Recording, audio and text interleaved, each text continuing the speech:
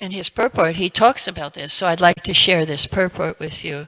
That every person is engaging in Krishna's service is prone to so many material activities also. If one is not strong enough to protect himself, he may be diverted from the spiritual energy. So Prabhupada said this is a warning for all who are on the path of spiritual advancement of life.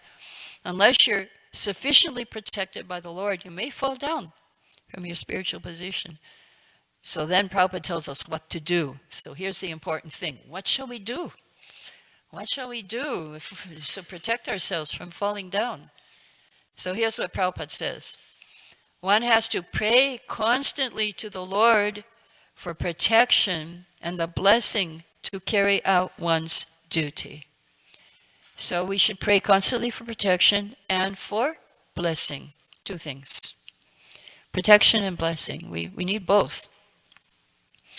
Lord Chaitanya has given his missionary work to his devotees and assured them of his protection. He said, Jaridako Tarikoho Krishna Upadesh, whoever you meet, tell them about Krishna.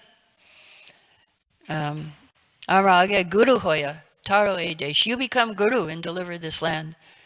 Kabanabadibe Tomar Bishai Toranga, and I promise you, you will never be bound, you will never be touched by any material activities, and we will meet again in this place.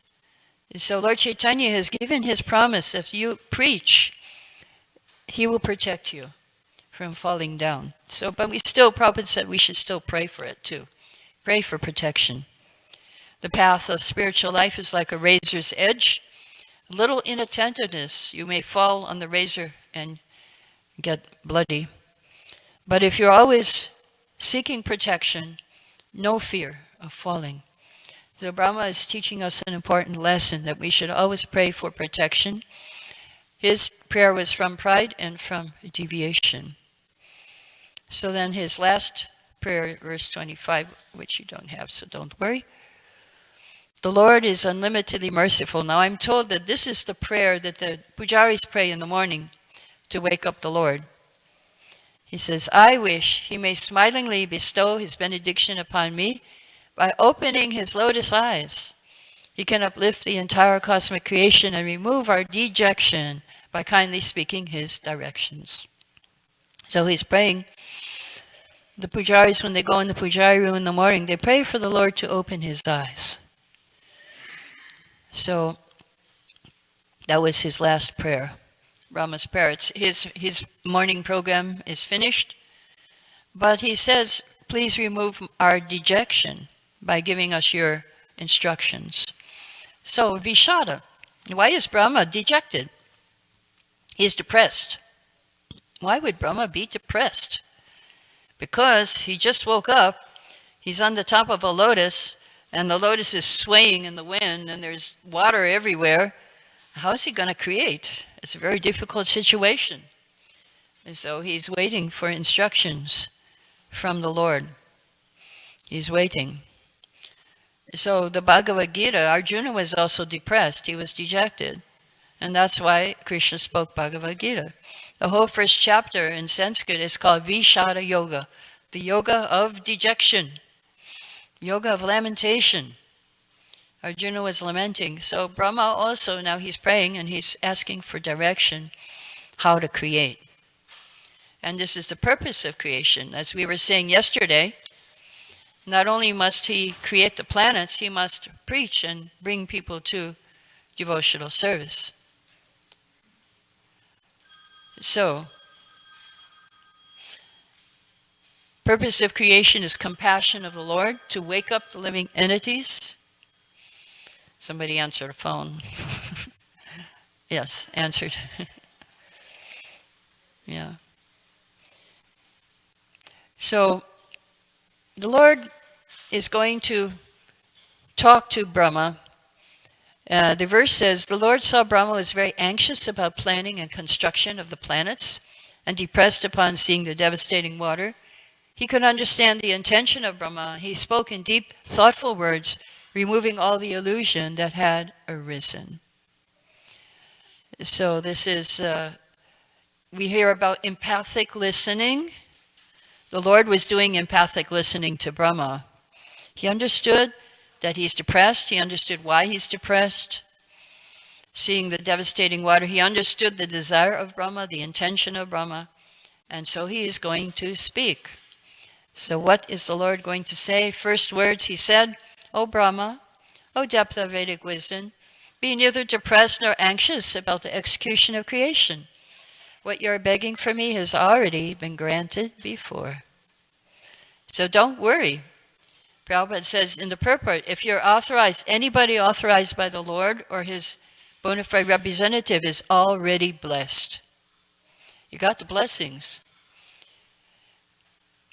As is the work entrusted to him. Of course, one who has such a responsibility should always be aware of his incapability and must always look for the mercy of the Lord to successfully execute his duty. So if we have the blessings of the Lord, we should think, yeah, I cannot do anything without the Lord's mercy.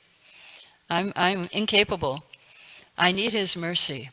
I need his help to do this. We should not be puffed up, Prabhupada said, because we're entrusted with some executive work.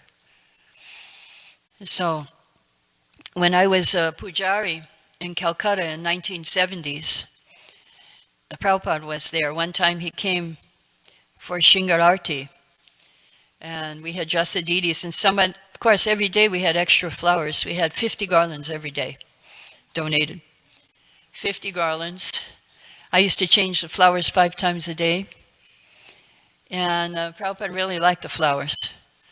So one time, Darshanarti, he had come from Mayapur. He sat on the Vyasasan surrounded by sannyasis, and he called us up, and he said, "Thank you very much for worshiping Radha Madhava." He called them Madhava, but they were Radha Govinda. So nicely. And as we were offering obeisances, one sannyasi told us that he said something to us while we were offering obeisances. And so we asked, well, what did Prabhupada say? And he said, be blessed. So we got the blessings. We got the blessings of Prabhupada, so life is perfect. But one thing we understood is that you may get the blessings one day, but the next day you have to earn them again. You can't just retire at the age of 27. Oh, I got the blessings. My life is perfect. Now I can just sleep for the rest of my life. No, you have to earn them again the next day. You have to keep on earning the blessings of the Lord. So, now you can look at your chart, see what's happening. The Lord's mercy is described from verses 30 to 43. And verse 30, how to get the mercy. O Brahma, situate yourself in penance and meditation and follow the principles of knowledge to receive my favor. By these actions, you'll be able to understand everything from within your heart. So on your chart, how to get the mercy, tapa, austerity, vidyam, principles of knowledge, madashayam, under my protection. So Prabhupada said, the mercy the Lord bestows upon a particular person engaged in executing responsible work is beyond imagination. So Prabhupada, he got that mercy. He got that. He just left India with no money, 40 rupees, got on the boat, and came here. He didn't even know us. We were strangers, and he came to give us the mercy. He was very determined. He was very determined. The Prabhupada says in his purport, his mercy is received due to our penance and perseverance in executing devotional service. So if you want mercy, you need to be determined to get the mercy. You need to go through your austerity of doing your service. Even though you may not want to get up in the morning, you may not want to chant Hare Krishna, but you do it out of love. Love for Prabhupada, love for Krishna. We do it. We keep going on, even though it may not be easy. Wake up some morning and say, no, today I want to stay in bed. No, you get up, because you want to get the mercy. So then, what realization can we expect? Prabhupada says that he gave us a prayer, actually, a very nice prayer to Super Soul. So I want to share that prayer with you. Prabhupada said, simply our prayer should be, my dear Krishna, please remind me to always chant your holy name. Please do not put me into forgetfulness. You are sitting within me as super soul. You can make me forget, you can make me remember, but please don't make me forget. Please always remind me to chant. Even you send me to hell, it doesn't matter as long as I can always chant Hare Krishna. That was Prabhupada's prayer to Super Soul. What does he want to remember? The chanting of Hare Krishna. So now verses 31 to 33, the realization we will get by being absorbed in devotional service. He said, you will see me in you throughout the universe. You will see that you, the universe, and living entities are in me. So Krishna in everything, everything in Krishna. Just as fire is situated in wood. So then verse 33, when you're free from the conception of gross and subtle bodies, when your senses are free from the influence of the modes, you realize your pure form in my association. So what is our sarup? So this is something we can look forward to. We will see our pure form when we're free from gross and subtle bodies, the conception of gross and subtle bodies. So in his purport, Prabhupada says something very interesting about our form, about our original form. Here it is. The service attitude is the sarup or real form of the living entity. So if you want to know your form, then just have a service attitude. That's your form, Prabhupada said. Very simple. You can be so many things. You can be a gopi, a friend, and this and that. But Prabhupada simplifies it. He says, your service attitude is your form. Because that's our eternal nature. Krishna Sarupoi Nitya Krishna Das. Jiva Sarupoi Nitya Krishna Das. And Prabhupada said the impersonalist, the Mayavadis, shudders at the thought of a service attitude. Now, why would anybody shudder at the thought of a service attitude? Why would he shudder? Why would somebody not want to do service?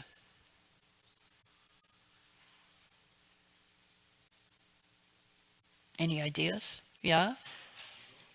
Ego? Okay. Yeah? Oh, if you're God, then everyone should serve you. That's why they don't want to serve. They shudder at this idea because they feel, I'm God. Everyone should serve me. And that's how everybody is in this world. Everybody's thinking, I should be served. Why should I serve? Who is this Krishna telling me to surrender and serve him? Why should I serve? Why should I surrender? Yes. So this is the problem with the impersonalists. So service attitude. The service attitude, Prabhupada, he really made the service attitude in us. So I'll tell you one example. It was, Prabhupada was on a morning walk, and he asked, Gorsinder, can you bring me some small branches from the tree? So he went and he got branches from the tree, he scrambled, and Prabhupada was waiting. And then Prabhupada took the branches, he was pulling the leaves off and walking on the morning walk in some park somewhere. And then the devotees were dying to know what's he going to do with these branches. So then he broke the branches into 8-inch pieces and got all the bundles of the branches in his hands. And Prabhupada smiled and said, these twigs will be my toothbrushes. And he showed his teeth. He said, you want to have teeth like me at 80? You cannot use a toothbrush. You have to use tree twigs. So it will keep your teeth very healthy. So he said the best tree was eucalyptus, but mango is also good. And then the East Coast birch trees. So he taught us, we didn't know why he wanted those branches. He just went and got it. We didn't know why Prabhupada wanted us to go to India. He said, go to India. We got a one-way ticket and we went. And that was it. We didn't come back. So the service attitude, that is our swarup, our form. So then benedictions of mercy, verses 34, he's giving benedictions. Since you want to increase the population and expand your service, you'll never be deprived in this matter, because my causeless mercy upon you will always increase for all time. And the vicious mode of passion will never encroach on you. So just follow this conclusion by fixed concentration of mind. No pride will disturb you.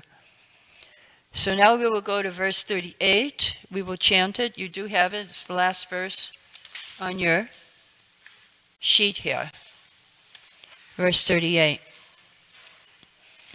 Yatschakartangamatstotram Shakartangamatstotram Matkatabhyutayankitam Katabhyutayankitam Yavata Pasitenishta Vatapasiyeshta Saesha Madanugraha. O Brahma, the prayers that you have chanted praising the glories of my transcendental activities, the penances you have undertaken to understand me, and your firm faith in me, all these are to be considered my causeless mercy. So 3 things are to causeless mercy. Matstotra, the prayers. These prayers are the mercy of the Lord. If you can pray nicely, that's mercy. And penances, if you can do austerities, that's mercy. And firm faith also is mercy. So if you have any of these things, you got the mercy of the Lord. And Prabhupada tells in the purport, the only qualification for spiritual perfection is voluntary endeavor. So that endeavor must be there, and we will get spiritual perfection. So I would just like to tell one more story about Prabhupada and his mercy, how he was merciful to some bed bugs. I hear there's bed bugs in Los Angeles. Sometimes we get attacked. So Prabhupada talks about that. And Satsarup's apartment, they were sleeping. Prabhupada was sleeping also with there. They were out and Govinda Dasi was there, and she said, I slept on a blanket on the floor in the kitchen and bed bugs were a problem. Now this was New York City. I'd wake up in the morning with red bites all over my cheeks. I tried to turn the other direction with my feet to the wall, then my feet would be covered with red bites. Swamiji asked how we were doing, and seeing the red marks on my face, I explained to him, bugs are biting me. Prabhupada laughed and pointed to his window. He said, yes, they also come here, but I stay very still. And when they think I'm asleep, they come. Then I catch them, and I chant to them, and then put them out the window. By the breathing, they know just when a man is sleeping, but I can trick them, Prabhupada said. So his eyes sparkled as he told how he tricked the little bed bugs by pretending to be asleep. So Govinda Dasi said, that night I tried tricking them, but I fell asleep and got bitten as usual. And the next night, and again, to no avail. I couldn't catch them. A few days later, I told Swamiji, I tried every night to catch them, but I can't catch them. I breathe softly, try to pretend I'm asleep. They are too clever. They don't come and bite until I'm really asleep. I don't know how you do this. The Swamiji laughed. He said, yes, you have to be very expert. The Prabhupada knew a lot of things, but he was very merciful. He didn't smash the bed bugs. He thought about their spiritual welfare. He chanted to them. And then he put them out the window. And so that's the mercy of the pure devotee. So merciful. So he was merciful to us. He's brought us here. We're fortunate to be able to follow this path of Krishna consciousness. And we can just learn from Brahma's attitude to pray for protection from pride and deviation. And we can give a whole list, actually, to pray for. We got a lot more things to pray for, probably, than he does. So I'll stop here if there's any questions. Or there's one last verse I'd like to share with you, that the purpose of all of our austerities and everything is to Please Krishna. And that's the last thing that the Lord says here. The purpose of all your austerities, charities, mystic activities is to invoke my satisfaction. So we want to please Krishna. And that's how everyone is in the spiritual world. They just want to please Krishna. So that should be our goal too. And that's how we can make our attitude, our service perfect. So now I will stop if there's any questions or comments at this point, which is the last point. Oh, Jai. Jai Radha Rukmini Dwarkadish. Gornitai Jagannath Balaram Subhadra.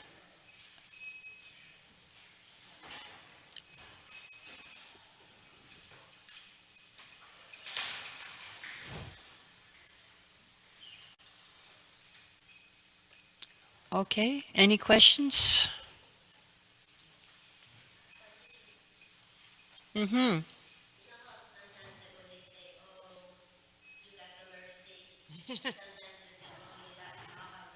Okay, sometimes devotees say, you got the mercy. Oh, you got the Maha mercy. Pardon me? What's the difference? I don't know. You got to ask that devotee. You should ask that devotee what's the difference. I never heard of that Maha mercy. Oh, you got the Maha Prasad, I guess. That could be Maha mercy. I think my understanding, if I look at it, if I think about it, is that you got special mercy. Maha mercy means special mercy. So Lord is paying special attention to you. Srila Prabhupada is paying special attention to you. You got some special mercy. So they're seeing that you got it. Okay, looks like. Yeah. Any other questions? Yes? Yeah. Yeah. Yeah. It's on Facebook also. YouTube. It's on YouTube. She posted it on Facebook. It's on YouTube. YouTube. Okay, yes, you have a question?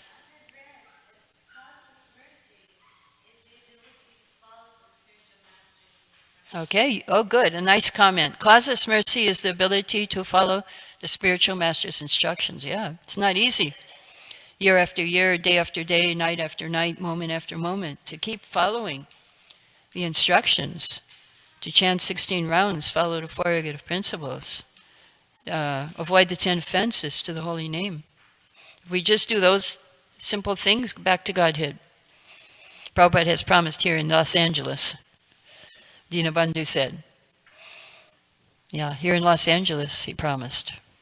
Many nice things he did in Los Angeles. That was one. Okay, any other questions or comments? Jai, all glories to Srila Prabhupada. Hare Krishna.